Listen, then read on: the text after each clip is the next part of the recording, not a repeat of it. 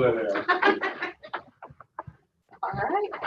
No, you're not. Like, what room are you in? Right outside the door. Well, we're live. Are we ready? Okay. We are live. Call this meeting of the City Town Bond Oversight Committee to order. President Hoy.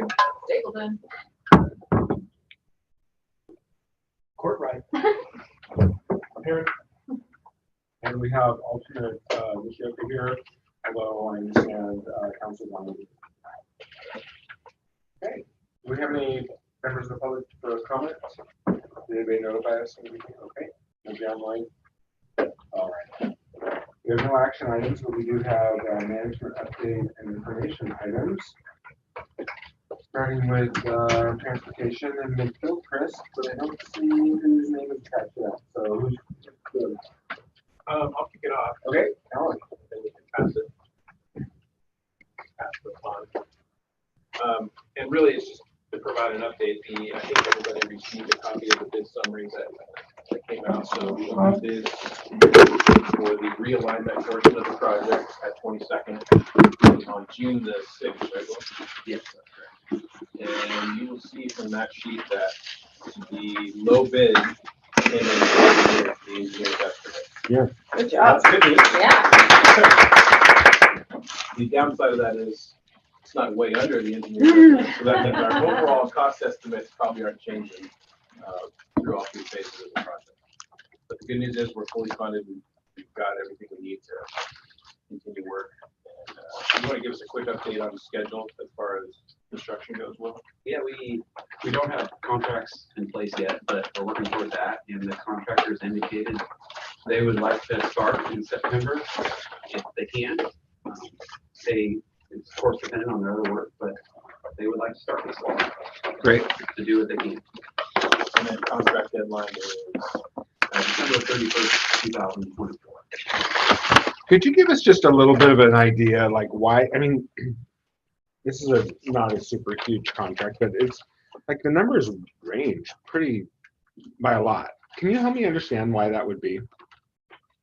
I do know the highest there, per contractors, they called me specifically to talk through some of the work. He told me, he said, we wanted it, we just missed some things, and we didn't. He kind of indicated maybe they just hadn't spent the time to research it the way they should have been and had a higher number than what they wanted. Okay. Okay. I did hear also from the number three, the third lowest KU, and while they can always cut more, they felt theirs was pretty solid. Yeah. And Carter was still comfortable with their bid even after this call with the other. I've never heard of them. Have we done work with them in the past? Yeah, they did Great, work here in Kugler. Okay. Eastbound in 216. Okay. It was also a pretty good job. Okay. Oh, okay. Any other questions or comments on that?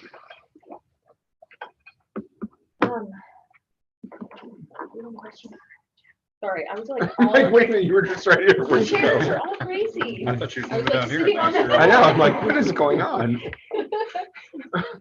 I got some musical chairs started. Who is it you? I actually started it because I sat in that one and it went clear to the floor. I'm like, whoa. I felt like I was sitting on the ground. Yeah. And I was like, I can't even see my salad. How am I gonna eat it? Do you have any questions on the salad or on the estimates? Not at the moment. Cool. Anybody else? Yeah. So, I mean, it's great that we got our number one bid that's pretty much spot on the engineer's estimate, but I'm a little concerned that everybody else is coming significantly over. That's what I was trying to get at. Like, Something we're. Yeah, I what would are say the thoughts on that? it is not uncommon. Yeah. And so there's always a wide range in bids, depending on how interested people are, how many other projects they have in their workload. So some people will turn in bids at a higher number, just, hey, if we're already busy, but if we can get it, that's great. Right. Well, we can make some more money off it. There are others that may not have other work and they're really tight, trying to just make sure they get by. So But we made sure they scoped it correctly and we understood make sure the they project. scoped it correctly, and so it's not an uncommon thing.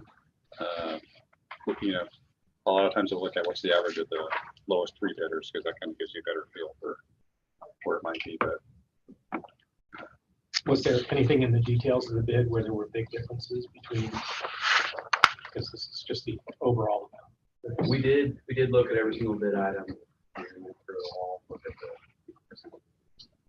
There was some differences, but none when we looked at it that caused us much concern. Some of the lump sum bid items like mobilization, we saw some bigger differences on those type of items. Does that mean like getting Yeah. to the job site? What does that mean? Job, yeah, sorry. Okay, so like if they were coming from Portland or something, that would be more than if they were coming from South Correct, Salem. yeah. Okay. But all these seem to be from Salem, or at least very nearby. yeah, there's some contractors will front load bid items so they can try and get more cash flow up front of the project. So they may bid some of the early work items higher than some of the later ones, because we pay on a monthly basis, so they'll have more cash flow coming in, and then that helps cover with other things. So there's a lot of different ways when people put their bids together, they do things. But So I do have a question now that I've settled the chair issue. And pondered the And south. pondered this out, yes. So you sent me some information, a little bit more detailed or something than others, but, what, were there differences that we could learn from, okay. So this bid came in, we bid lots of different parts of the project, right? Is there anything we can pull from this to apply to other projects that we are doing? Like, for instance, how much it's gonna cost per square foot for sidewalks for Yes. this project? And then, because I think that was really different than what we were kind of thinking originally. yeah, typically what we'll do is we'll use the most recent bid estimates. Okay, to great. put our next estimate together. To inform our Okay. next. To inform our next one. Okay. And then there's always differences in how things come out. I mean, in the end, hopefully it comes out at the end that we're close to what the number is, because there's pluses and minuses, depending on how they Right, front load or do different things with it. Right. But I think asphalt might have been a little bit lower than what we were anticipating based Yeah, off of that's Seventh good. Street, but there are other things are higher. so you're gonna take this information and apply it to some of the projects that are on this list, and then kind of give this committee an update on how the projects are looking funding wise? We will, but there's also the size of the project can change what the cost will be. Sure, So yeah. with this one being a larger project, we would expect unit prices on say a $1 million project to be higher than we would on the economy scale we could on a large project. So Mhm. our folks will also look at that and try and figure out. I'm sure there's a mathematical equation for that. I mean, there's assumptions built in too. So we start with these numbers and then we try and Okay, do our best. And we'll look at projects from the past also and see how things worked in past projects and based on the size and try and make those comparisons. It's not an exact science by any means Right. when we're putting the estimate together. Brian, it's true that we're constantly adjusting our cost estimate to Yes. reflect what we're seeing in the market, not just on this project, but on all of the projects that we're bidding. Because it's in our own best interest, right, to be as accurate as we can in our estimate. So, yep, it's an accurate statement. Okay, anything else on this? Do we want to talk about the planning commission presentation? Well, Who's doing that? I'll just chime in. Will was unfortunately homesick with a stomach flu. So, so the planning commission presentation was me together with Scott Manser, our consultant contractor engineer, traffic engineer, and then Robert Chandler, assistant public works director. And we went through this flyer. I know Will has copies of this. I don't know if you guys got this at the last meeting or not. At the last meeting, okay, it's the same thing. So we provided this and walked through this with the planning commission. We did have some public comment at the beginning of the meeting. It was, sort of a weird agenda item, and so they had to do that comment way up at the beginning. The planning commission asked lots of questions. We were there for quite a while. Talked a lot about, trade-offs, where we were with the project, how a project goes from initially getting into the plan to eventually, being developed and then, moving into engineering, getting funding and construction. And the planning commission seemed satisfied, seemed to understand the, different considerations, and that was it. And it's available on YouTube if you want to relive that. Tonight, I think. Maybe if I'm having difficulty sleeping tonight. Well, I was gonna say, I watched it. I thought, like you said, the planning commission asked a lot of good questions. I'm curious what, if any, changes or other things you've done since the planning commission to address those kind of questions that the planning commission's been raised. For example, Commissioner Slater asked about design speed, and whether it was possible to reduce the design speed. I think that also relates to the shy distance and whether it would be possible or reasonable to reduce the shy distance. Can you remind us what shy distance means? I know we talked about it, I can't remember.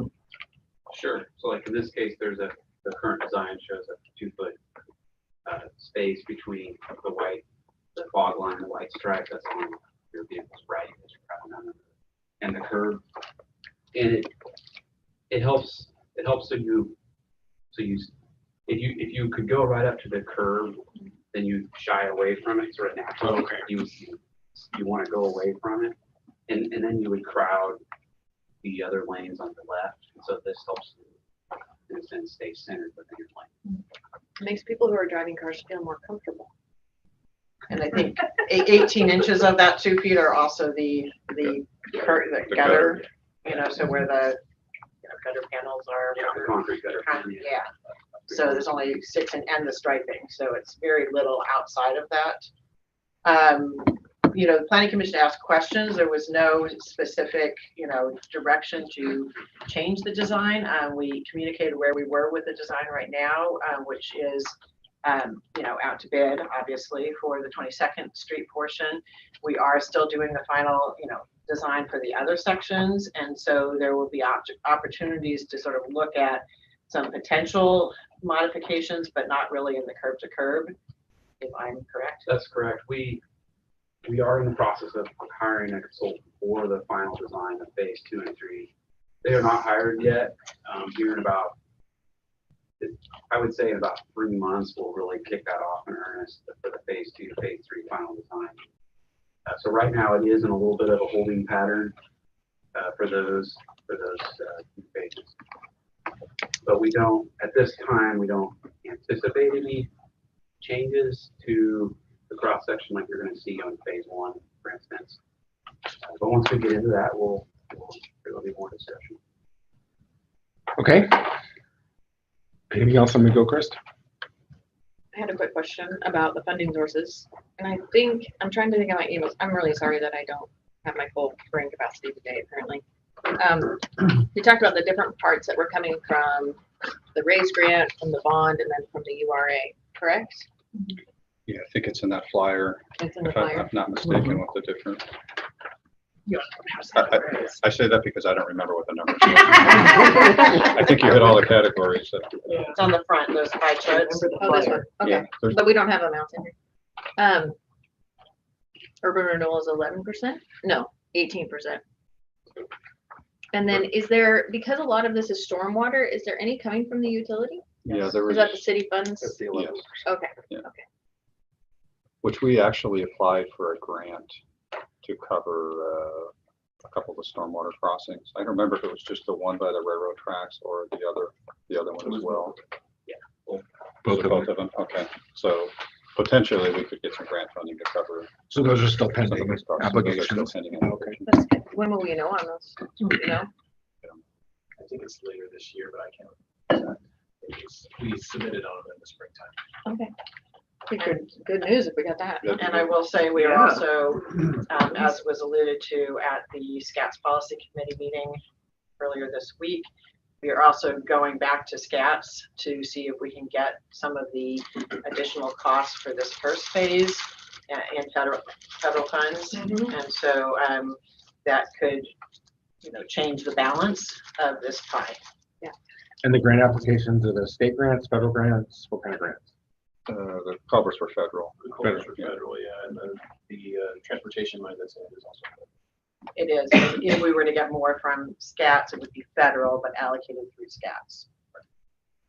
So just as a reminder, we now have a federal lobbyist, and they can help us with these kinds of things. So it's really important that Courtney is aware of those kinds of applications.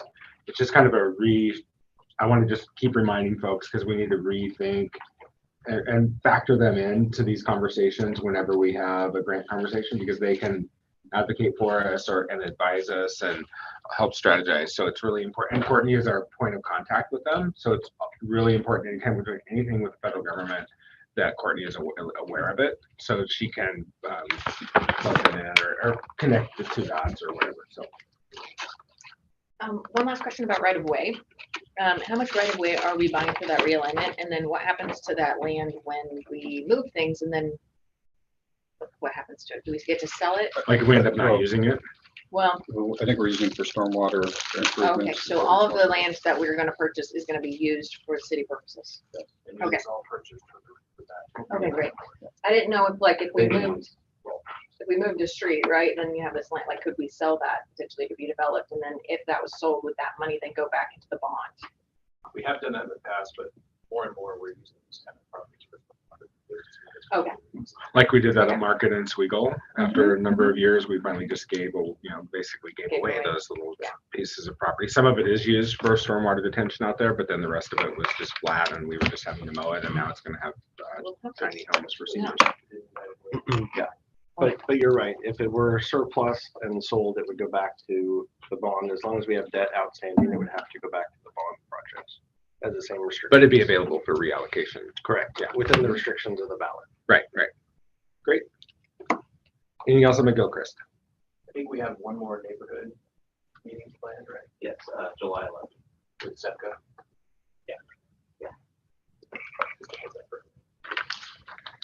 All right. Yes. I will be. Yeah.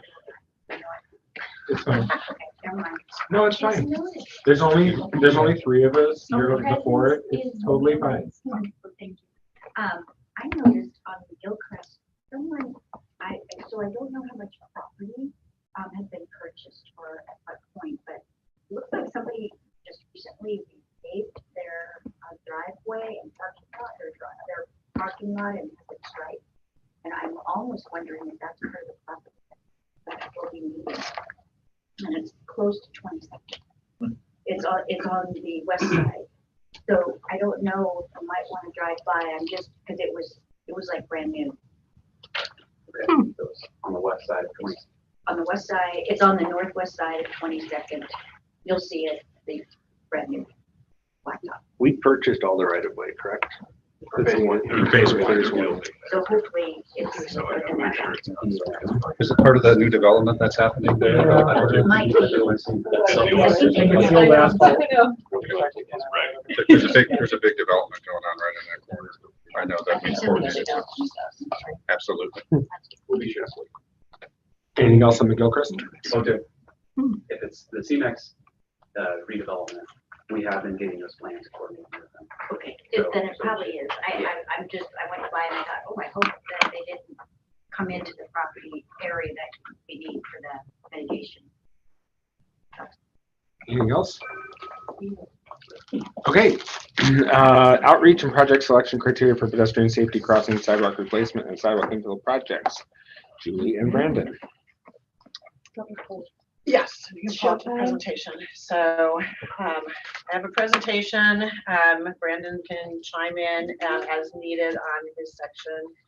And I will say that this is a lot. We picked the entire screen. I saw it on the agenda and I was like, oh boy. This is a lot. We try to simplify as much as we can, but we don't expect to get, like, full, we don't expect to settle on exactly how we're going to do this at this meeting today. We expect there will need to be follow-up before we wrap it up. Once we get it shared. There it is. Is it this slide? Julie? Just go to the beginning of the presentation. And then you can go to the next slide. Thank you. So today today we wanted to talk about both the process for selecting project locations within these buckets, and then also proposed criteria for prioritizing them. So just as a quick reminder, the 3 buckets are listed up there: the safer crossings, the sidewalk replacement, and the sidewalk infill. I have the amounts that were in the bond listed there, and then off to the right is tied to our next agenda item, talking about sort of potential early allocations that you guys talked about last month a bit. And so that would be the amount if you make the decision to recommend that what's on the next agenda item. The amount remaining, or Yes, the okay. amount remaining, Thank you. yes. So that's, just putting it up there, just a teaser. Okay, next slide. So in general, our process for developing the process and identifying the projects is starting with what we're doing today, which is working with you on developing a recommended process and the criteria. Once we get through these discussions at the bond committee, we will have a recommendation from you that we bring to the full city council. Once that's approved, we will then conduct that process, which is described more on the next slide. At the end of all that process, we will be coming back to this committee for a recommendation of the projects that then will go to city council for approval of the projects within the buckets. And we anticipate that this will take at least a year. I haven't really put a timeline to it per se, because a lot of it will depend on your input into the process and what you want to see. And I know I've used the word process a lot. So let's go to the next slide. So based on the conversations we've had here before, we're suggesting this process where we would seek public input on locations. In doing that, we would share what we have already heard from the public over the years in terms of requests for sidewalk replacement, as well as pedestrian crossings. But we would also be asking the public for other locations. Are we missing something? And things like that. The sidewalk infill, we don't really have we know we have 300 miles of sidewalk missing, but we don't have any requests per se. Then we would evaluate what we receive from the public against the locations, against the criteria. And looking at the top ranking locations, we would identify projects to address those and develop cost estimates for those top ranking locations. We would then work to develop recommendations for each bucket, and that would consider things like development potential. We don't really want to do a project, or if we know a development's coming in a year or whatever. The cost of the project, so that we can spread the dollars as much as possible, efficiency of delivery, as well as creating complete networks. If we had 2 really high ranking, projects, one here and one there, and then there was a big gap or a big repair issue between the 2 that didn't score high, we might combine them into one project.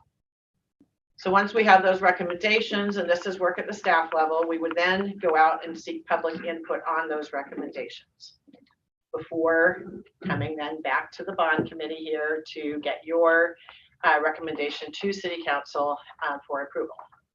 So you go to the next slide. So general discussion, but also one of my key questions here is, at that second public input point, what direction or suggestions or guidance do you have as a committee in terms of how we get that public input? In 2008, with the bond measure, we did a public hearing at the Citizens Advisory Traffic Commission. We don't have to do that. I have to go back and look. I don't think it was super well attended. We did notice the neighborhood associations. I'm trying to think through the structure of how we would do it, because another option is to have you guys, directly receive that public input. I raise this because I'm thinking about, certain pedestrian crossing project that we have right now that's very controversial with the neighborhood association. And I'd like to have that last opportunity for people to come in and say, hey, we support these or we don't support these. On the other hand, I don't necessarily want to have neighborhood associations, as an example, be able to veto a project. I would like that input heard, but then a body making a recommendation. My initial thought is that the 2008 bond was much more narrow in scope. And so this one is a lot different. We're considering a lot of different things. So it doesn't seem like that would be the right place. The traffic, Citizen Advisory Traffic Commission would be the right place for this bond. And I'm just thinking out loud here, just because, you know, this is really, there's a lot to this bond. It's beyond what I think is within their scope. And so in my mind, we would need a different vehicle than that. Whether that's us, which I think is fine. And probably, I can't think of a better place than just this group directly.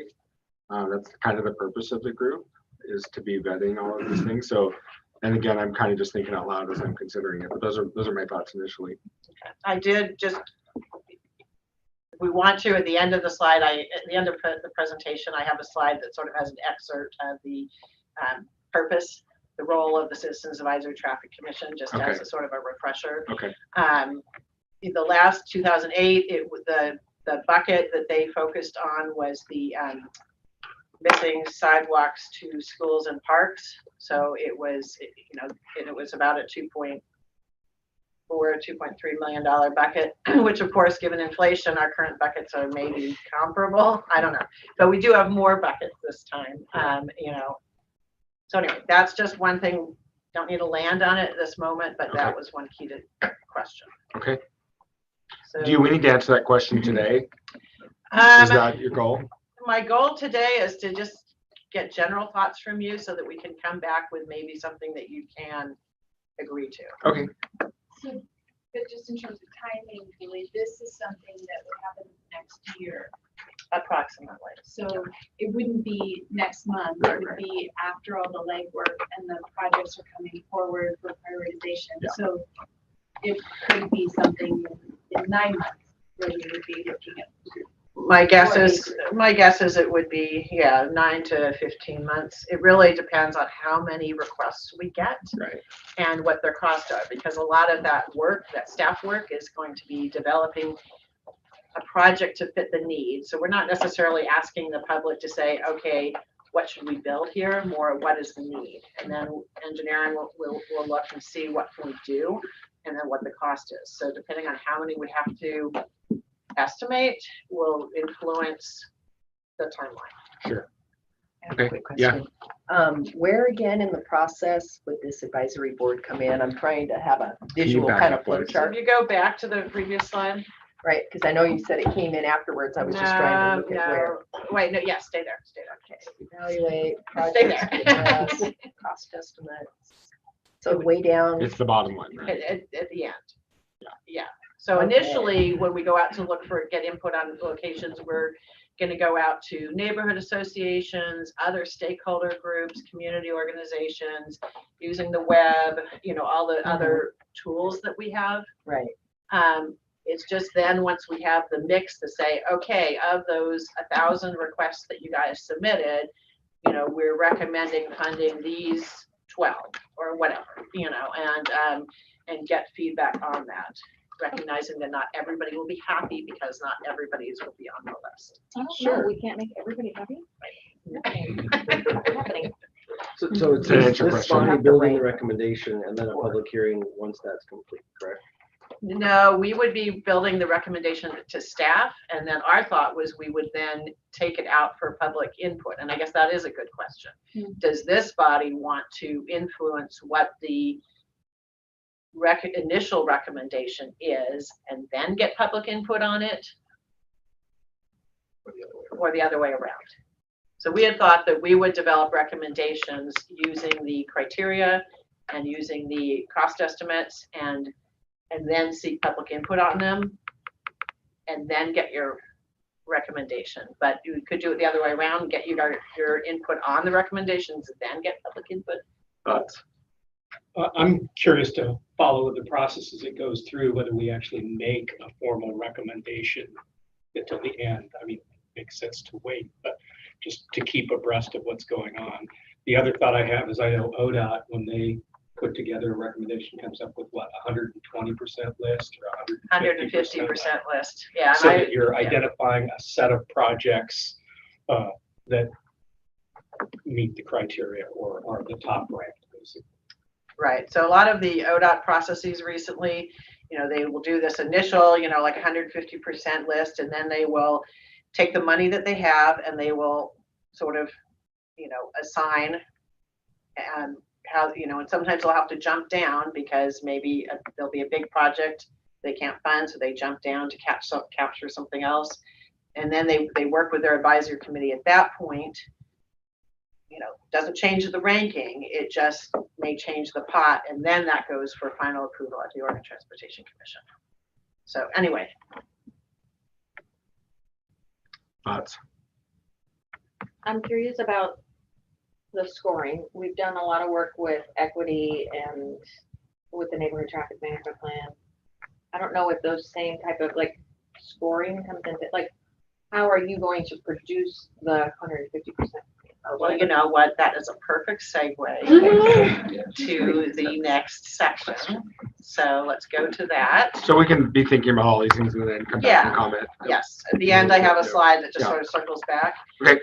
Okay, so we've developed some draft criteria. We know you guys are going to want to change it, and that's perfectly fine. We are trying to come up with a criteria that is pretty transparent and that's somewhat similar for the different buckets, recognizing that not everything fits the same.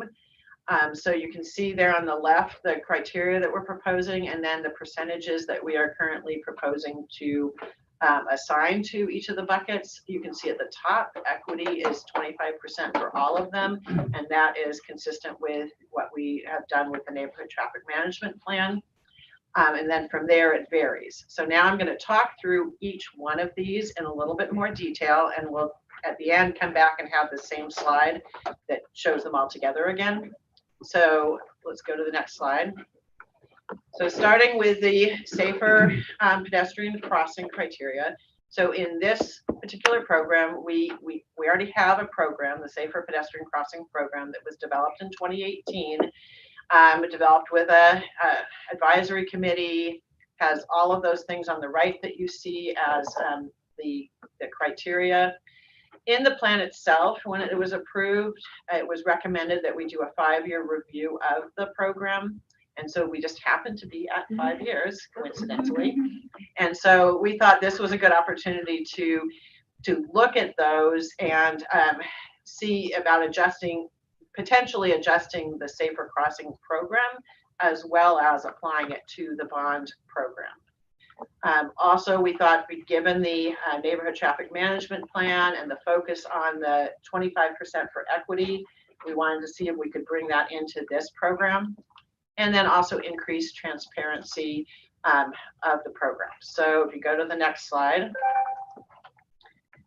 So what we are recommending here is, equity at 25%, street classification rating still pretty high, then having proximity to school, transit, park, distance to the nearest crossing, and then pedestrian crashes in the mix. Can you say a little bit more about street classification? So is how does tell me about that. I can't even hardly say a question. So street classification, you have major arterials, right, minor arterials, collectors, local streets, right, cul-de-sac, whatever, right? Right. We have the range of classifications. And so with that comes certain typical, you expect more volume and speed typically on the higher classification streets. You often have a wider crossing width on the higher classification streets, and you also often have more usage on higher classification streets because there tend to be more destinations for people to go to. So the higher the classification, the bigger the number. In this case, yes, but that's a very good point when we get to the other sections and some questions that we have for you. Okay. Here we are looking at 30 for a major arterial, 30 points, 25 for a minor, 15 for a collector, and 10 for a local. Now that's just what we put out there for the moment. Okay, Julie, Yes. I have a potential red herring. okay. Could be offensive, but I'm not that. But I imagine that there is an intent to create pedestrian corridors, bike and pedestrian corridors. And I wonder, like east-west and north-south, and I wonder how or where we're putting any value to that in some of these classifications. Kind of like the conversation we were having about the neighborhood traffic management plan. You know, it's very similar to whether it's near the greenway or not, you know, those kind Or of if it's a conversations. missing sidewalk, and Right, it's on that corridor, right. it would, to me, I would imagine it would have a higher priority, assuming all these other criteria are also being supported. I've had a recent conversation with the students, the professors at University of Oregon Sustainable Cities Initiative about walkability assessments and some of the other stuff that we were talking about as staff would be important to try to further our thinking. And I'm just thinking about walkability and corridor assessments and whether we should use the students to help assess the sidewalk gaps through GIS and other things that could benefit this scoring criteria. So it's all kind of coming together in my mind, which may not be appropriate, but it feels to me like we've already designated some corridors for pedestrian and bike traffic. And I wonder if we could be investing in enhancing those resources as part of our scoring criteria. Yeah, I mean, that's a good point. I think the designated family-friendly bikeways would be a, potentially good proxy for that. Yeah. The other question I have is, and please correct me if I'm getting this wrong, but it feels like we're double dipping when we look at street classification and then school, transit, and park, because it feels like those things are generally included in higher classification streets, and so like they're getting double credit. I mean, I know that's not universally the case, Well, I but think, like for transit, access to transit, I think that's definitely the case there. So it's like that gets double. Do you see what I'm saying? I think what it's trying to do is say that where you have a school, as an example, if you had a school that was on a higher classification street, right?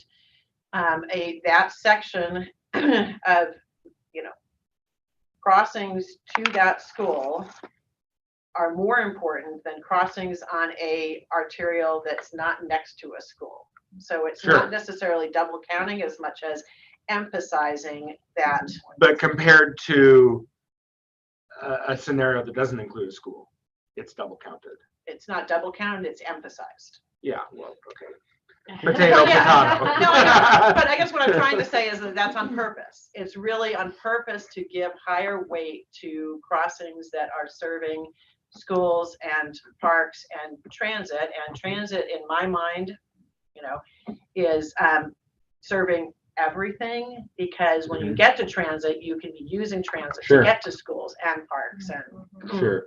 I guess I'm just trying to figure out, because we do put so much emphasis on the core network, and we should, but I'm just wanting to make sure that everybody else gets a little bit of the resources as well. And the other thing is that it just seems like, and in my mind, I'm still going to call it double counting or emphasizing, but then we're only giving pedestrian crashes 5%, which is a universal thing that I think we ought to be considering. And no matter where, no matter what street it's near, if we're having incidents with pedestrians, seems like those will, because that doesn't happen very often, but it seems like we ought to be giving that more weight.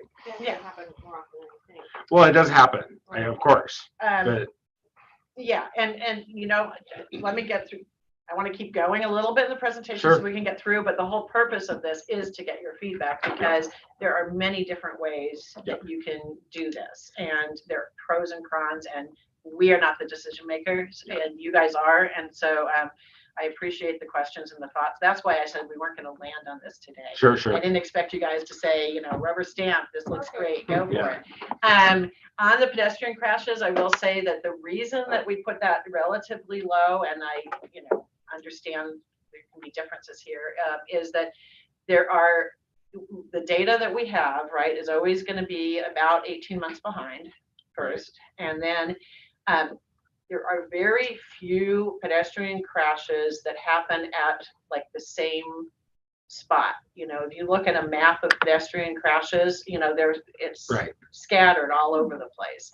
And so it seemed to be that it would be not actually happen very often. And so it would be points that if you put, say you put 20 points to pedestrian crashes, right? Most crossing requests that we get would not get those 20 points. There would just be 0. And so then everything is focused on those other 80 points, which is fine if that's what we want to do, but that's the reason it's on the lower side.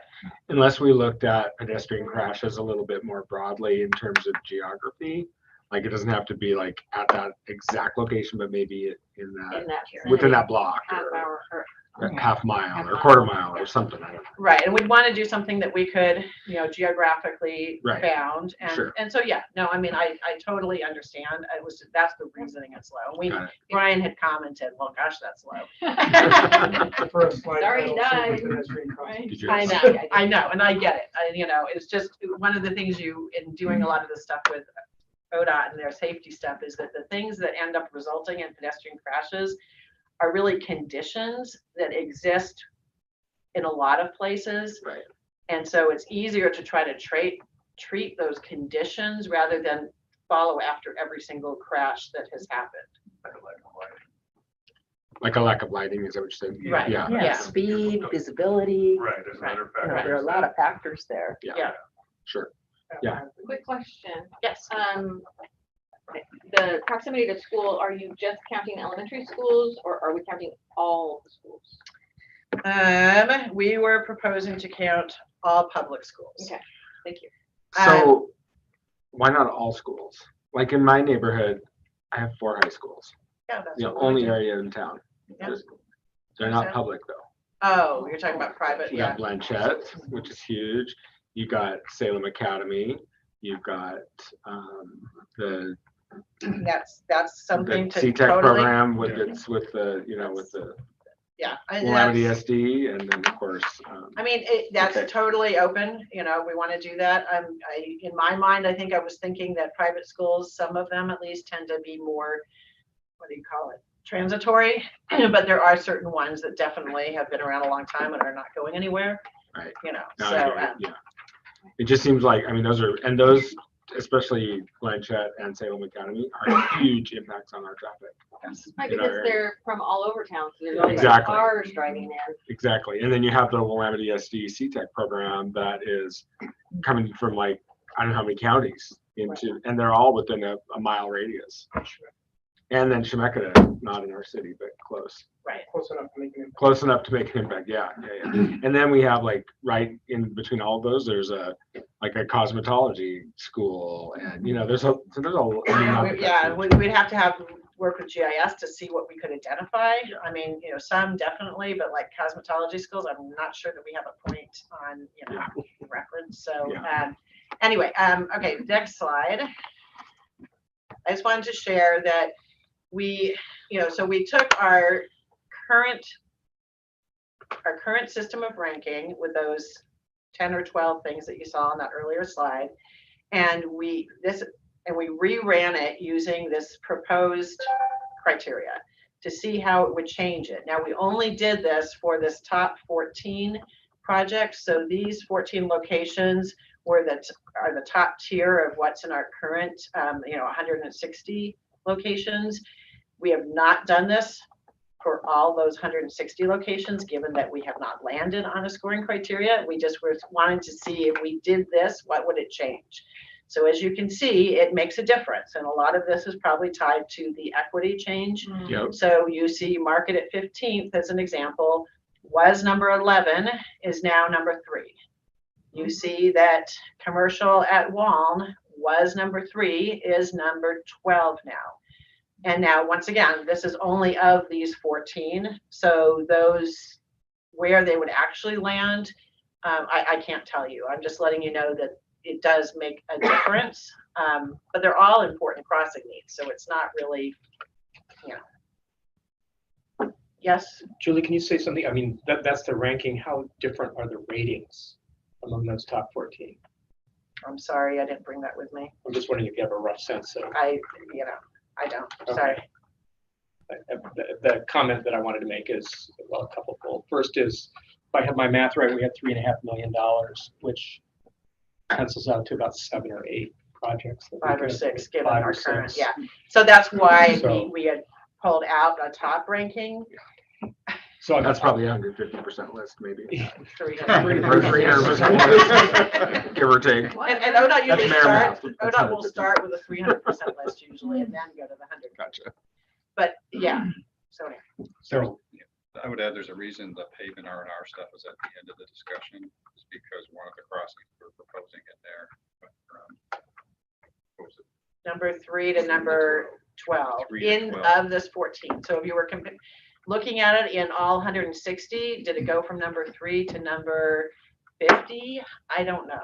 I can't tell you that. But that, once again, you guys are going to change that scoring, so this won't be the order anyway.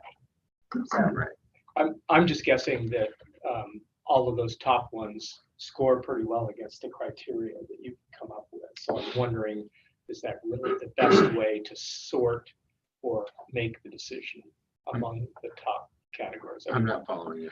Well, I'm just guessing about the proximity to schools on arterial streets, that those things are, how much separation are we gonna get or distinction? I mean, that's really what you want the criteria to do, is say, these are the ones that ought to sort out. And, my thought is that the equity thing is probably pushing a lot of it.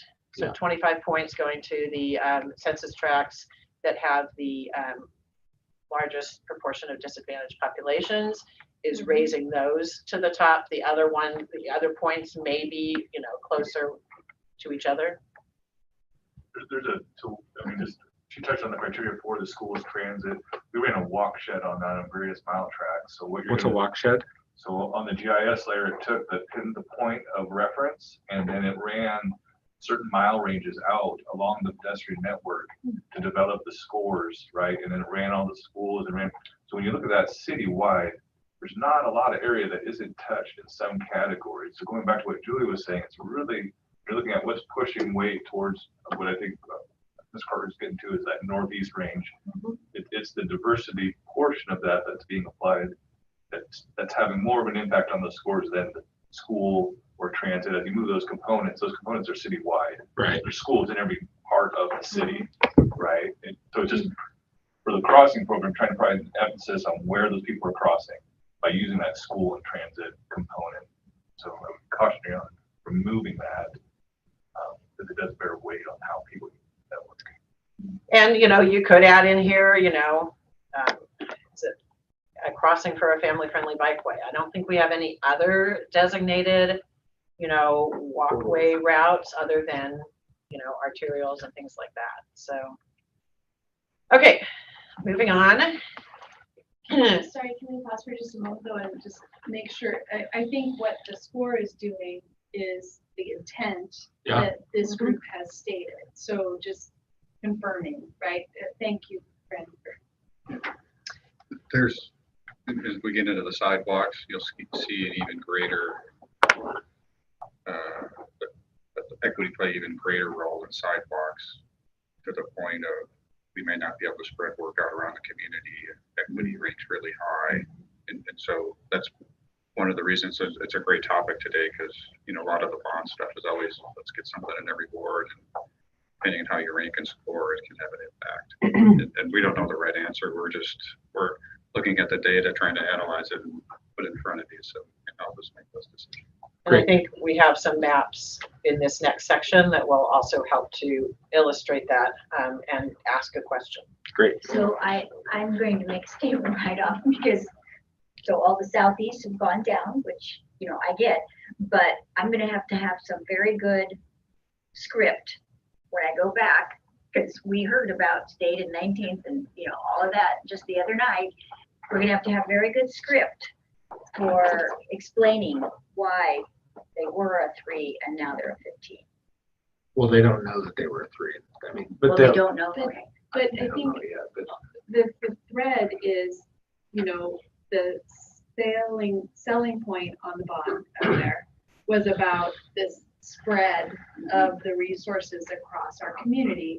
I wonder, however, if these 3 buckets, which, sorry, they represent a really small portion of the total bond. Right.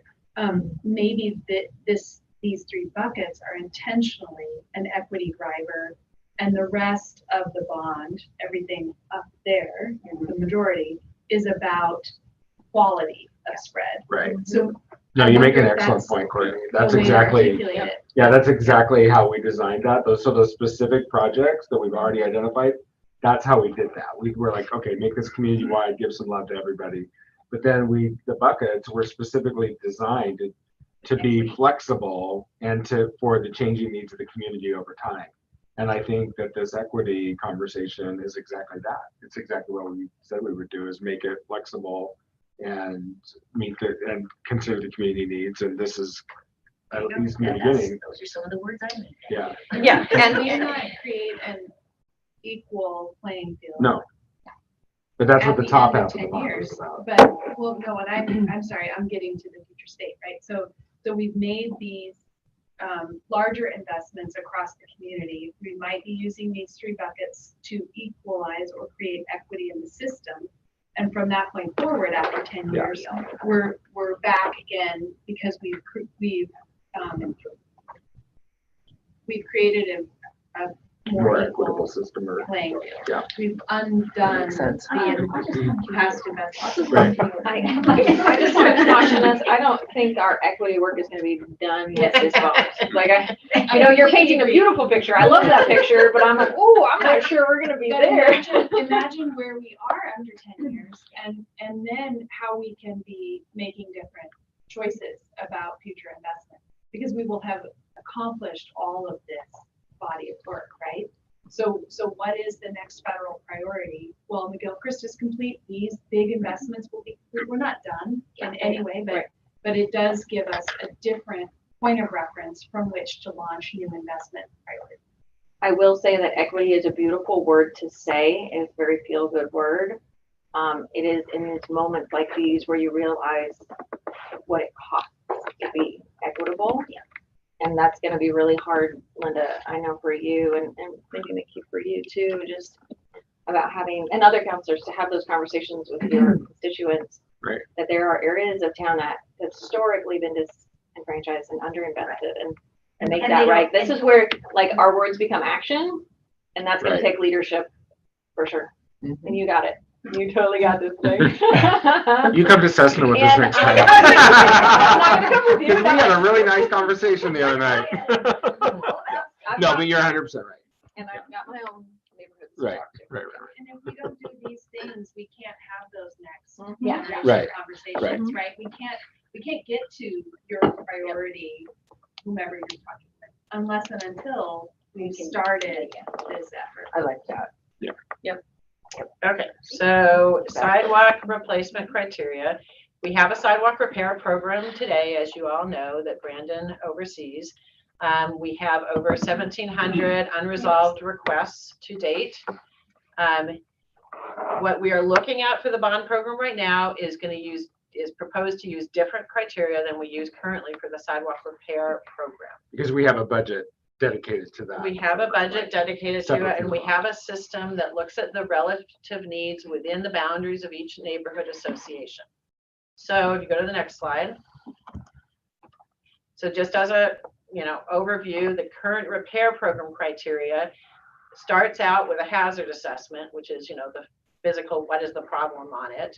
And then it has multipliers on it that change the weight essentially of that hazard assessment. And so the things that we look at, the multipliers there are listed from the highest to the lowest. So you get the biggest multiplier if you're a person with mobility challenges that makes the request, all the way down to a cul-de-sac or dead end gets the lowest multiplier. Okay, next slide. So pressure, what we're looking at here again, kept the equity at 25%. Here, we really proposed putting a very high percentage on the hazard assessment itself, because that is what we are trying to accomplish. And then we put many fewer points to the other things, which get more at the pedestrian usage, you know, in approaching parks, transit, schools, etc.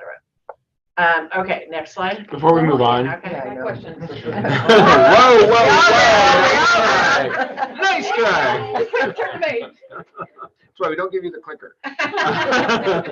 So in street classification in this case, it seems like if people, I mean, I noticed that we're giving residential or neighborhood streets low points, but if you can't even get out of your house to get to one of the, you know, if you can't even get down the street, like if you're mobility challenged or whatever, I mean, those residential streets are really important.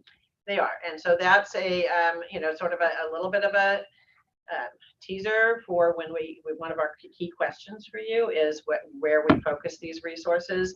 I will say that the reason, I mean, it has obviously very little weight here. We were proposing to give higher weight to the higher classification of streets, primarily because if it's your residential street and you can't get out of your house or whatever, you're maybe 1 or 2 or 5 people. If it's a, you know, gap that's serving a, you know, high volume destination, it's a whole lot of people. So that was the rationale, but we do have a question about this particular bucket and whether we should focus arterials versus residential. But like, and I've said this 100 times, mostly to Chariots, but I'm gonna say it here again. Like to get to my bus stop, my Chariot stop, if you are have a mobility device, you're 100% in the street. Like you can go on the sidewalk for part of it, but then you have to go in the street because the bus stop is bark chips. It's not a sidewalk. So you're literally on Walker Road, you know, in the middle of the street to catch the bus. And right. So our goal would be, I mean, not, you know, ultimately the goal would be to have those transit stops be in good shape and then connect out from them. Sure. So that people can get to them. It doesn't make sense to have a perfect sidewalk and then not be able to get to the transit stop. Right, which is essentially the case in my neighborhood. Right. Did you have somebody else have something? No, you asked, my Okay. question was just like, help me understand the street classification and Gotcha. Okay. we'll hear more about it. The only question I had was, so the self-identification for the mobility Mhm. issues, is that just something that's asked? So when that's people submit currently in that's the repair program, how we do it today, and Brandon can answer that. stuff? I was just curious. Right, so they would just self-identify, and we're not gonna run a test, Hmm. right? No, Yeah, but I mean, but there's so a they- question there or something. You that- do ask them? So we don't ask them, they provide it. So if somebody says, I'm in a wheelchair, or I face these mobility challenges, or whatever their issue is, Mhm. and I need to get to this location and cannot, that's Okay. gonna raise the priority for us to repair those things within that. Or going back to what Mayor said, I can't get out of my house. It's so bad, and I would like to be able to access this, then it would raise that priority. We do sometimes get customer feedback where it's in our neighborhood view where they say, Right. well, that person doesn't really have an issue. They're just getting in the system, and kind of just reaffirm there that I'm not going to make somebody demonstrate their disability to me in order to, verify that. We're just going to be. And it's There's a lot. responding to Okay. the Americans with Disabilities Act Sure, requirement. Right. Do you Yeah, find that that makes people generally self-identify without being asked in those sidewalk repair situations? So it's an unknown quantitative for me because I don't know the people who don't identify. I don't know, right? So True. and But you don't know what you don't know? I Seems don't like know we what I should don't ask. know. Right. So Seems some- like we should ask. Some of that stuff touches on things where I'm representing a governmental body and perhaps asking something that's a personal question. Mhm. And I feel sometimes crossing that threshold may be. Yeah, I get it. But if Yeah. we're using it as a way to elevate a Yeah. project, then it seems like we kind of might. So the bucket is sidewalk replacement, like the mayor's example, and I live off of Browning. Similar? Similar situation, and there are literally 2 guys in wheelchairs every day who are using mobility devices down the middle of Browning because there's no Oh, sidewalk. yes, I've seen that. Do those kinds of projects fall within this bucket though? Because literally says sidewalk replacement. There's another There's bucket for another- It's a different bucket. What's used. Infill. Well, we will Look for get the to, infill. we will get to the sidewalk infill, but I will say Browning, if we're talking about the section west of Liberty, yeah. that's a full street urban upgrade and we're not gonna get it with this bucket. Okay, next slide. Trying to keep going here. So this is side-by-side maps showing our current scoring and using that proposed bond scoring, how it changes the geographic layout of it. And I know you can't read this greatly, but very well, but these are using the same color scheme. And so the dark oranges ones are the highest ranking ones, and the dark blue are the lowest ranking. So in the left version, you can see that there is sort of dark orange, red, sort of, it's concentrated, sort of central, but then it's everywhere, right? You see some out south, southeast, see some in inner west. The one on the right, the dark oranges are much more concentrated and in the immediate north and northeast. I only see at this distance, I think I only see 2 that maybe are in south or southeast. So you just see how allocating, using the equity really is what's driving this change in the geographic spread. So I'm having a hard time wrapping my head around this still. Like, Brandon, do you think you can help? Yeah, well, depending on what the question is. so so these are the exact same projects. So all the dots are in the same place. The question is, where are they at in the score? And that's just, we're interpreting that from the color. Right. So we had mostly blue before, and now I would say we have mostly yellow, maybe yellow and blue. Right. So that means the scores went up. It's running a mid-range is higher. So what in the original scoring matrix, we only have a hazard assessment or other things that we previously established for criteria. Those very person with mobility challenges, critical ADA route, etc. So on the left there, that takes all of the service requests we received since we started that Excel system of tabling things.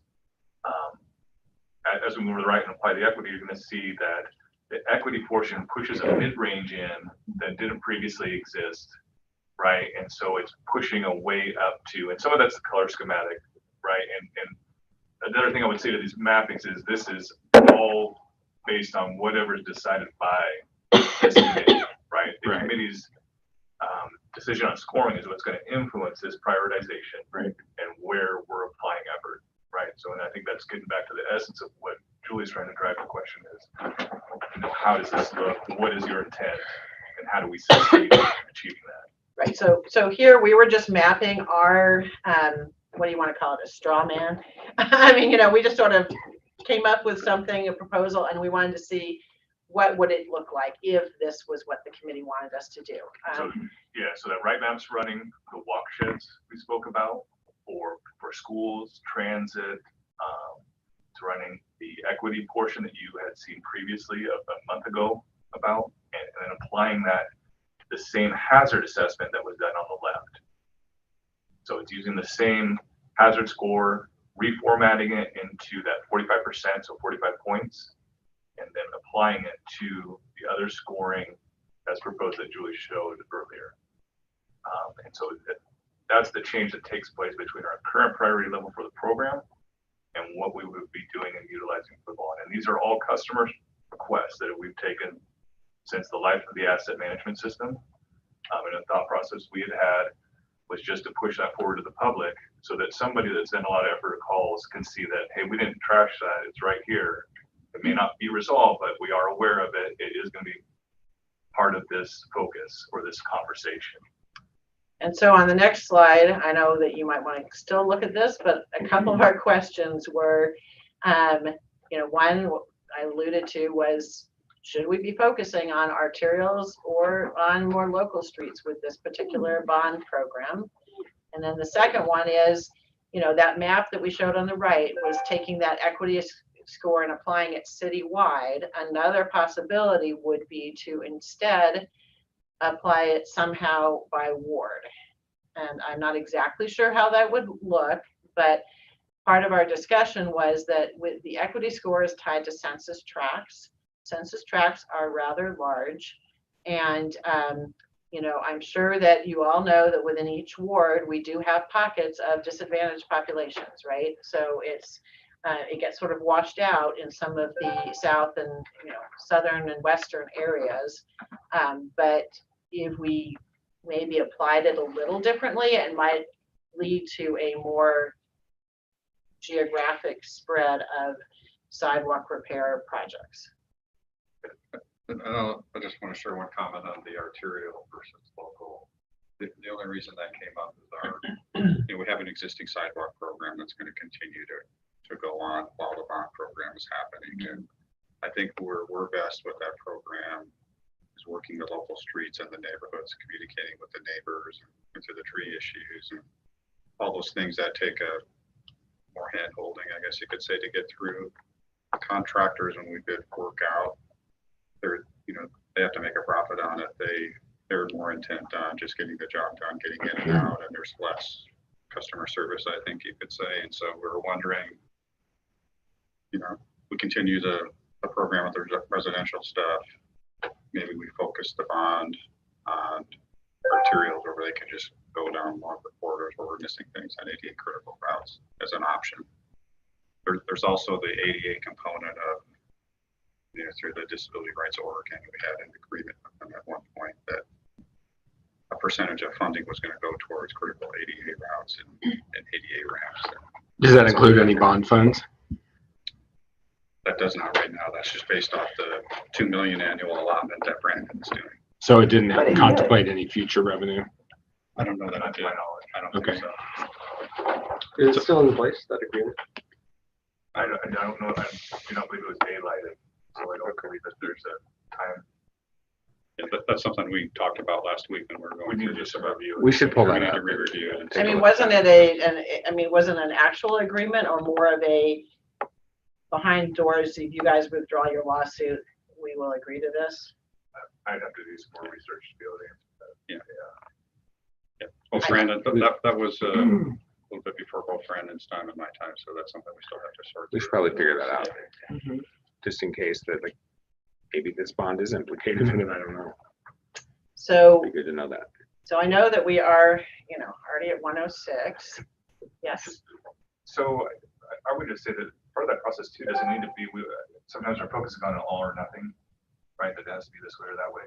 And maybe there's a way to balance both those things and have say, oh, hey, we're going to apply 40% or 60%, whatever number of funding for an equal award distribution based on these scoring criteria. But then we're also going to look at it citywide for the rest of the funds and apply this. I don't, and again, I'm just kind of thinking out loud, but I don't think award distribution, to me, award distribution is antithetical to the rest of the work that we're doing. It doesn't make sense to me to do award distribution at this point. That's what we did when we determined the big projects. This is about, we're using more, that's kind of a blunt tool, I guess, and this is more of a detailed, I just don't see, and I don't know what. I agree with you. But it just seems like a award distribution is not where we want to be right now. We have these tools, we should use it.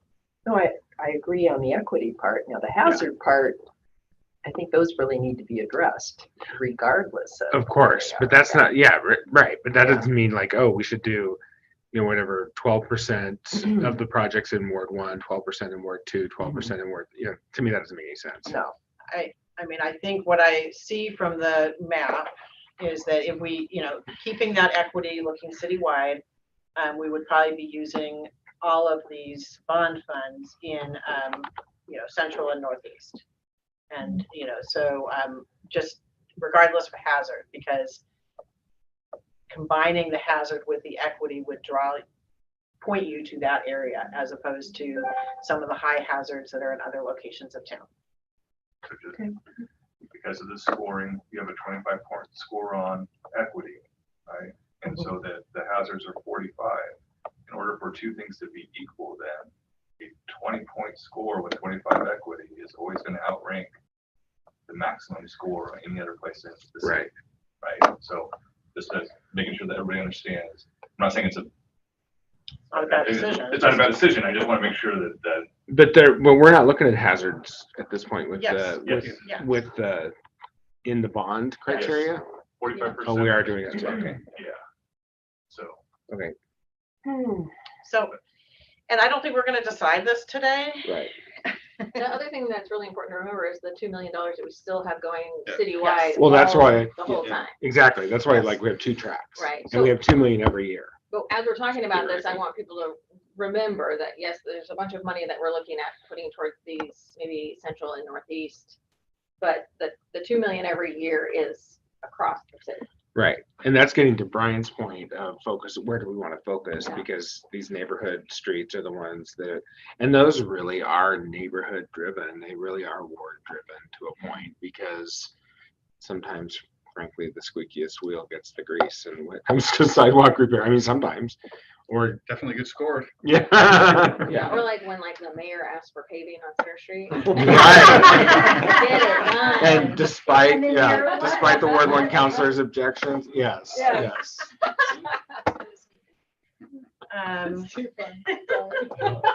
I have to hear about this about once a week. Yep. Yeah, one more category. Okay. So it's like where we're headed here, maybe, Continue. homework will be to go back Assign. and ponder on these questions makes that Julie pointed out. We Yeah. can email them out to everybody and then we can revisit it next month. Right. That kind of That would be report. helpful. Yeah. Yeah. For us to have it reviewed, like looking at the email. Yeah. That would be helpful. Yeah. I definitely want to think about this. No, one. I know, and I mean, I totally get it. This is a lot, and we knew it was a lot. So just really quickly, the last category is sidewalk infill, and I put it last primarily because we don't have a current scoring system, so I don't have to bore you with, what our current scoring system is. We do know that we have over 300 miles of missing sidewalk, and that includes all classifications of streets. It includes sections where it's, a mile long, sections where it's just, one house worth. It includes Browning, which I also live near. And so, okay, next slide. But do we do much of this work right now, except for, I mean, unless there's a development, we don't really do this work. Well, do we? sidewalk infill largely is really the TSP when we talk about our standards and when we talk about projects. So Browning is an example of a project that would have to get done. It's in the TSP. It would need to be a bond project. Right. Essentially. But the little infill things, like there's a half a block or whatever. No, we don't really do that. we don't have funding for That's it. what I mean. Yeah, we don't have a mechanism. It doesn't have to be called out in the TSP because it's not really a standalone project. But anyway, Unless there's redevelopment. unless Yeah. there's redevelopment and linking streets and all those things. Or like when we did Brown Road, which was infill, but that was It's a bond. I mean, it was that a was a grant. bond. We ended up using bond funds to match that actually, but it was federal funds too. Yeah.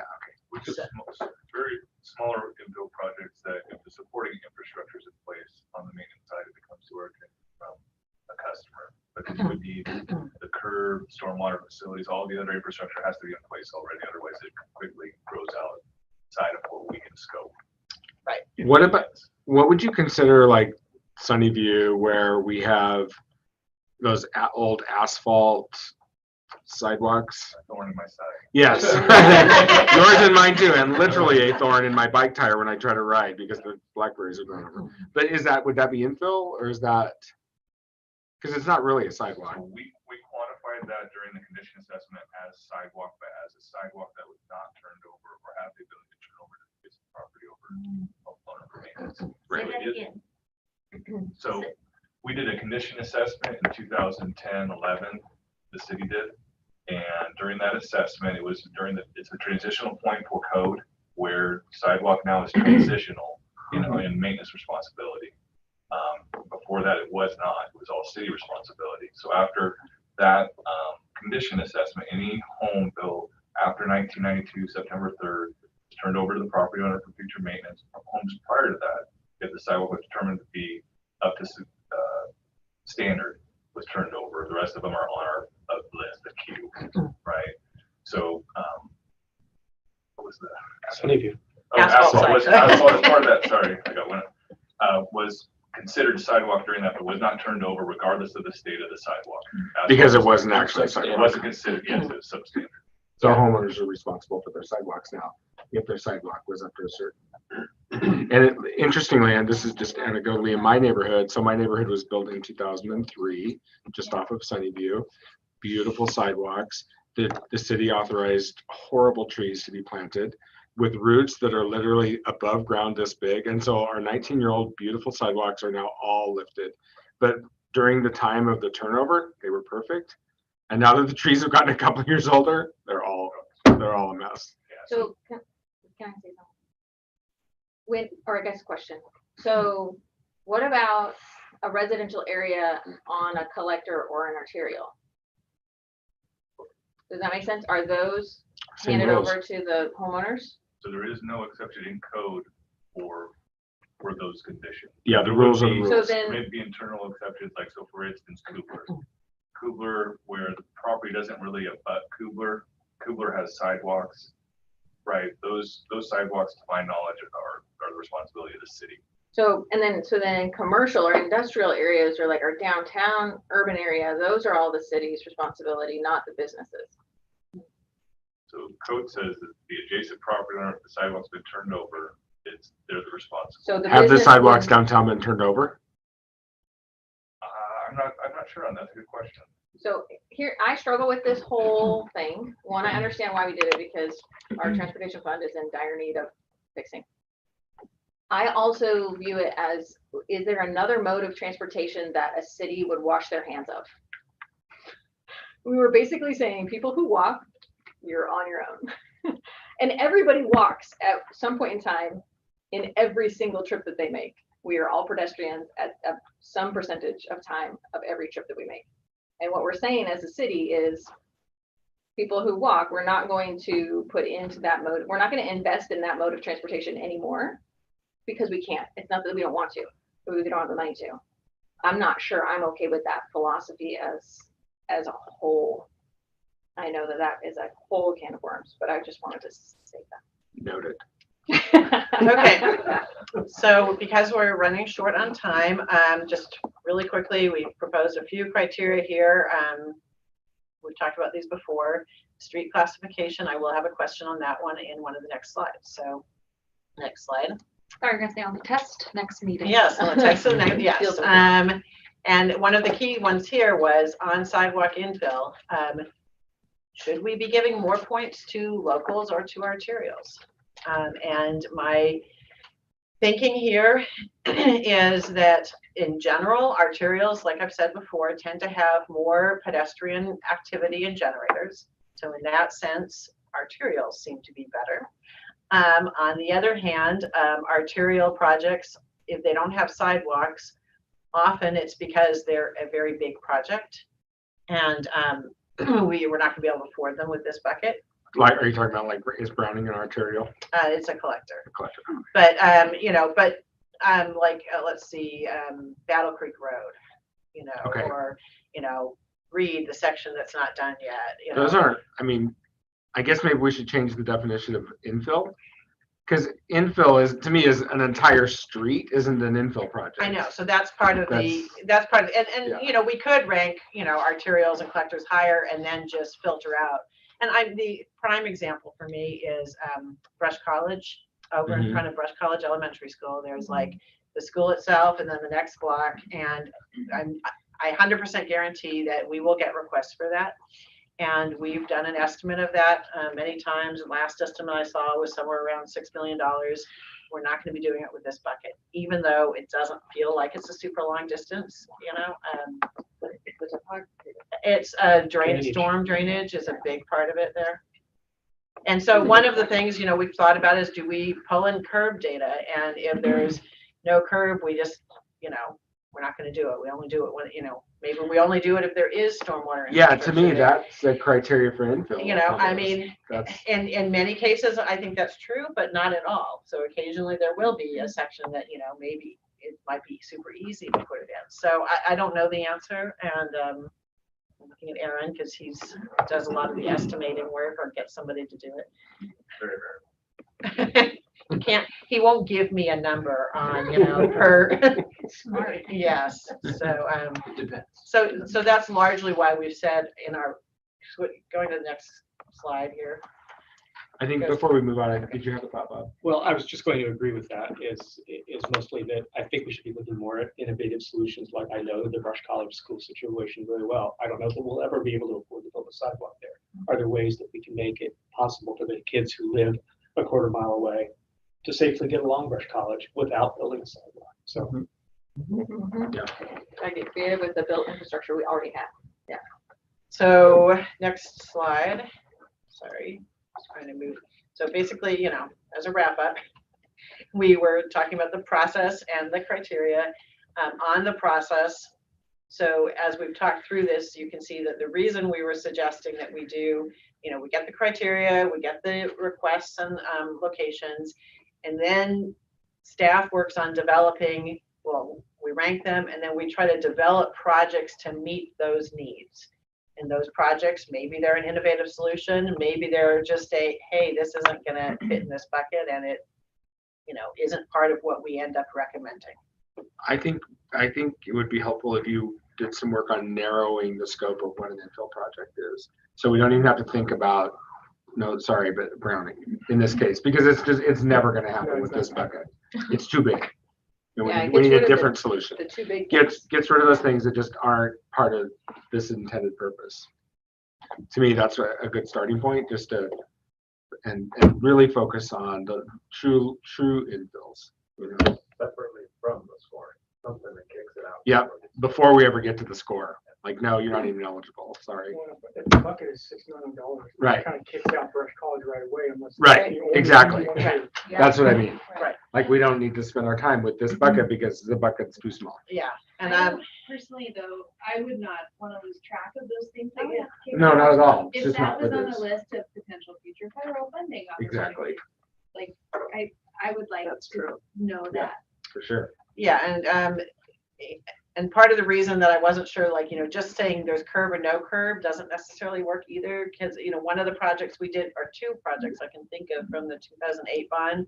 One was Marshall Street, that's near Morningside Elementary School, just one side of the street, and it didn't have any curb or, stormwater stuff, and, but we were able to fit that in. We did a couple houses on Baxter approaching West Bennett Park that didn't have curb, but it was literally just a couple houses.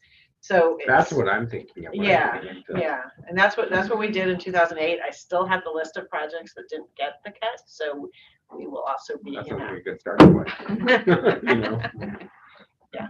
So anyway, I know I've spent a lot of time, and I know that we still have the other agenda items. So. Brian. Oh, can I, before we hit that other agenda item, Yeah. what would you like to see for a wrap up? So that we put all this information up on the screen, there's all these different numbers. Would it be helpful if we shared some hard copies or some files? of some information? I would like you to share this PowerPoint with us. Okay. And I would also like you to just give us a focused list of questions to contemplate Ooh, I like it. that we need, that you need answers from us on these things, so we can come prepared at either next meeting or the following meeting to really to get to it. I mean, this has been a great background. We can spend the time between now and the next meeting if we want to sit down individually with Julie or whoever and really dive deep and as we're contemplating these things. But I think we need to do some homework outside of this meeting because our time is limited. I think to me that would be helpful. Give us the information and then tell us the questions you're going to need answers to from this group. And then we can come back ready to get into it. And this is why he's mayor. And I think we heard some answers to some of the questions. already. Yeah. I mean, we did some good out loud thinking. So. And now we're on to 2024 and 25 pavement R&R project strategies. Great. And Alan, is that you? Sure. No, Oh, you want one? they're already. they're like in a little packet form. That's what Got it it. looks like. Okay. Everybody. It's all one package. I guess. We've seen this several times, Yes. right? I don't know if they're updated. This is a little bit more. It was in the attachment too. It was in the attachment. I have another one if somebody I needs can it. explain. Okay, Well, so this is revised based on our discussion from the last meeting to show everything that we understood to be included in these first handful of R&R efforts, 24 and 25. And I think given the previous discussion, especially the example we noted about the Walm Drive project where its ranking could change pretty considerably, we just wanted to, one, confirm all that, make sure everybody was still comfortable. You saw in Julie's slides what the drain on the buckets would be, see what they did there. How big the hole in the bucket is. And just make sure that, because, and the reason why we're pushing this a little bit is Aaron's got design consultants kicking off and that this is all part of their scope. Okay. So if we want to make a change, now is really the time. Okay. Did I get that right? Yes, that's correct. We are moving. So just, I guess, just that's it. Are we good or do we need to take a second look? Thoughts? Did you have anything to Makes say? sense to me. Well, so I mean, we can run through real quick. So the first two sheets are 2024. There was really no change there, but the last time on the third sheet, which is 2025, we were asked to look at the URA boundary. That's the purple you see in the left bottom corner. That's pink, Think purple. Yeah. purple, whatever. So that those bottom three are within that boundary. We went to the UD. They have funding and can make those happen. Great. So really, it just, takes us back to them four that remain. Okay, so these are gonna come out of the bond then, Yeah, so then we'll move forward as a part of the project, but funded by the URA. funded differently. Yep, yep. And then the last sheet's just a new summary that shows what Julie had on her slide. So there's nothing coming out of the infill. There's the one TED crossing at Commercial and Wallen that you saw the ranking change on. And then there's 7 replacement projects. Thoughts or questions? I think the biggest question for me was a Fed crossing on South Commercial when we saw how the ranking changed. Yeah. For myself, I really like the stuff on, what's this, Silicon Road? Yeah. This one gives me lots of like really positive feelings, and then I feel passionate about doing that one. I have concerns about the one on Liberty Street. I'm just not sure. I'm sorry, well. No, Liberty. This one by the fire department. The one by the fire department. I mean, I just recently, anyway. And I would like to know more about the ped crossing on Commercial. Like, Wait. what is it connecting to? How, is this something that the community has asked for?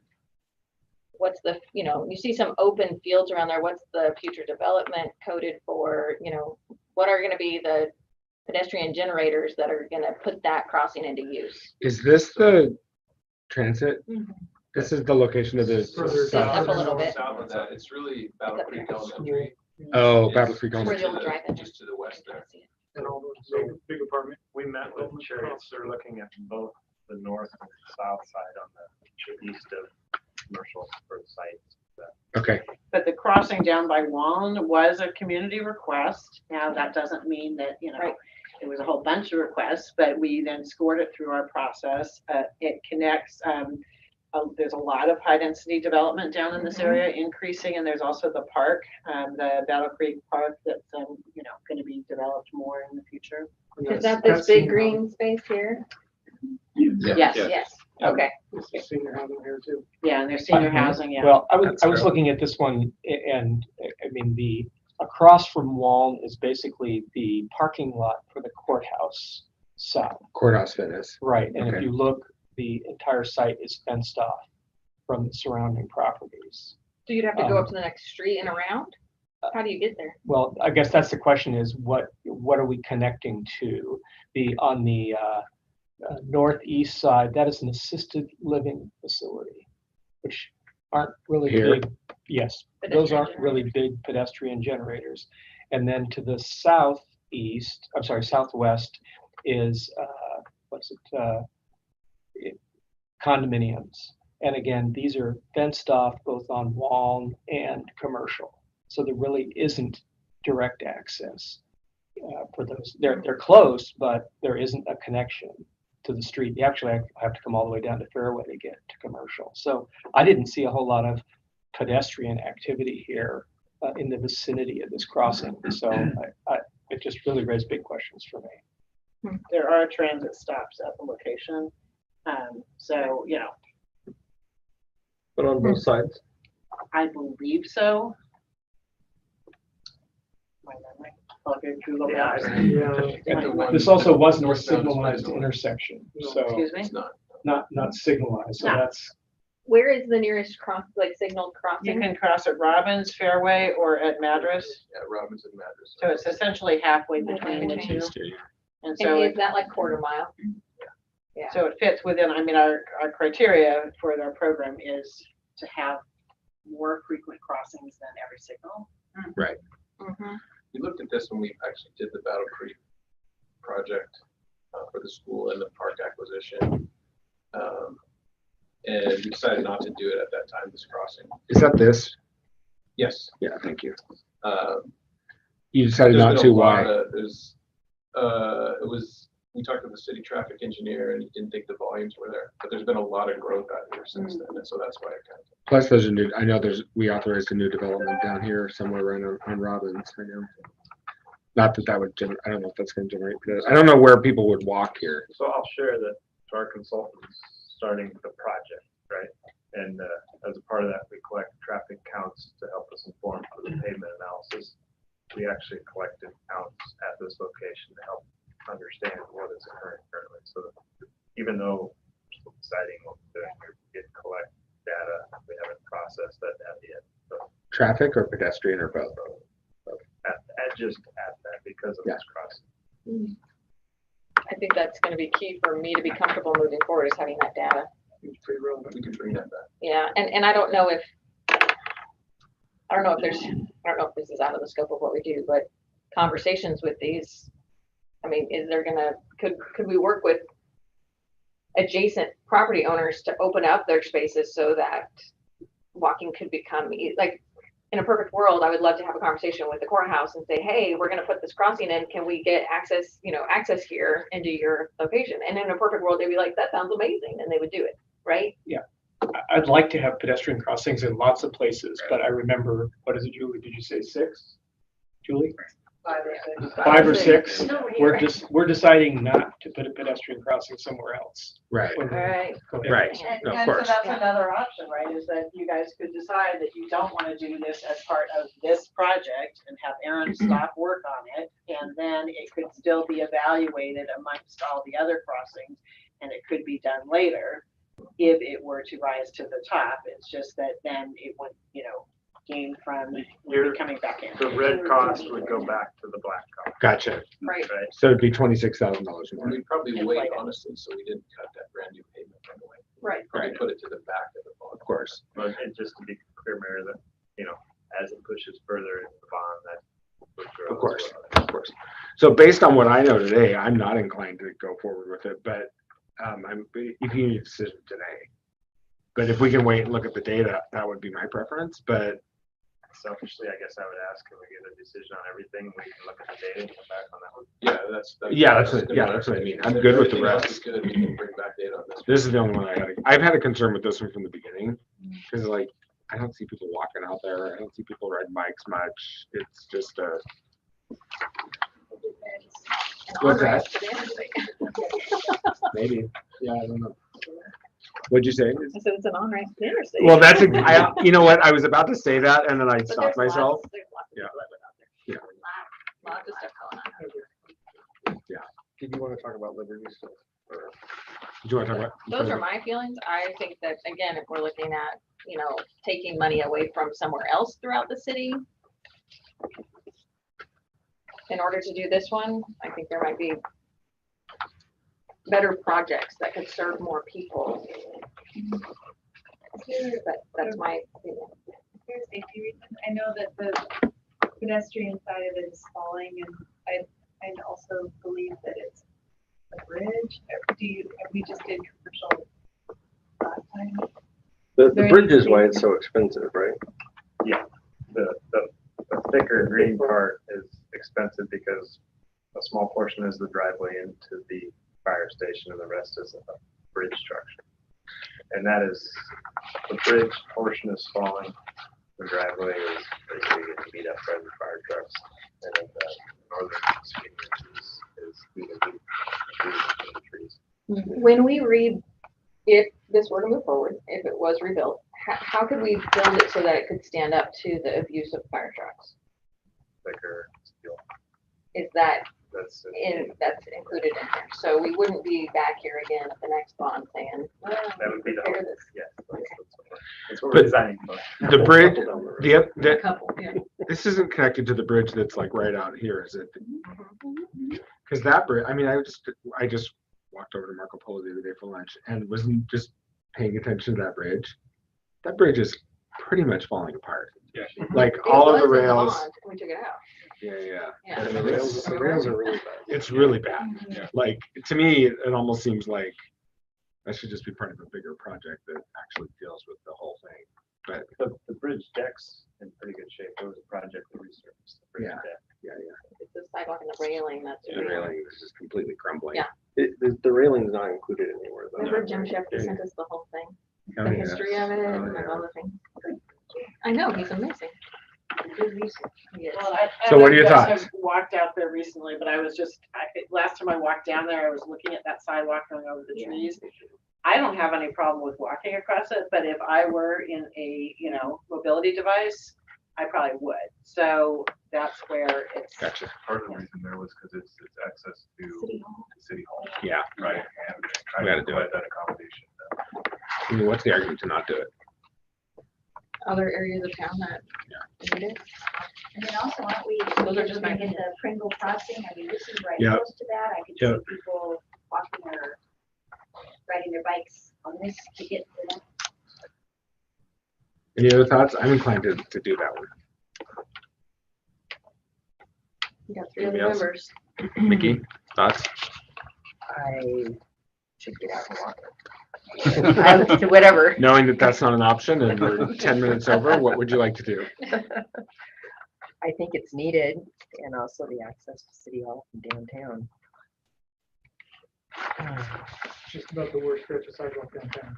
Yeah, You walk it frequently. I walked it 2 hours ago. Yeah. that's right, I remember. Probably was. But I was looking at my phone and I didn't. I'm still in the, what are we giving up when we don't do this? I mean, how much of do we have for sidewalk replacement altogether? For last year. So 8.7, and this, if we do all of them, 7.5. So these two pieces are, $500,000 change, but 536. Either way, Bob, me and you are in the minority, so we come around the team and we support the team and we go for it. Well, this is also not taking into account the criteria that we just put in, right? correct. It's bumping it up because, Because of time. right. And not trying to lobby one way or the other, but the sort of the original reason why we brought this up was this is a chance to do things at a cost Cheaper that'll cost. never be cheaper. Right. If we put this off, it's going to be much more later. So it's just making sure that if we walk away from that opportunity, we do it. Yeah, it's at least And maybe 100. even less with the bid amounts we got.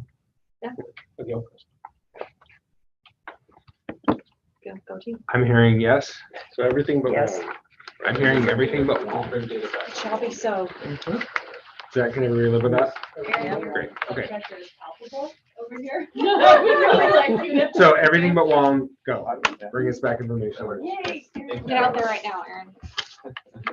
Is there anything else we need to talk about? I would like to talk about your next scheduled meeting.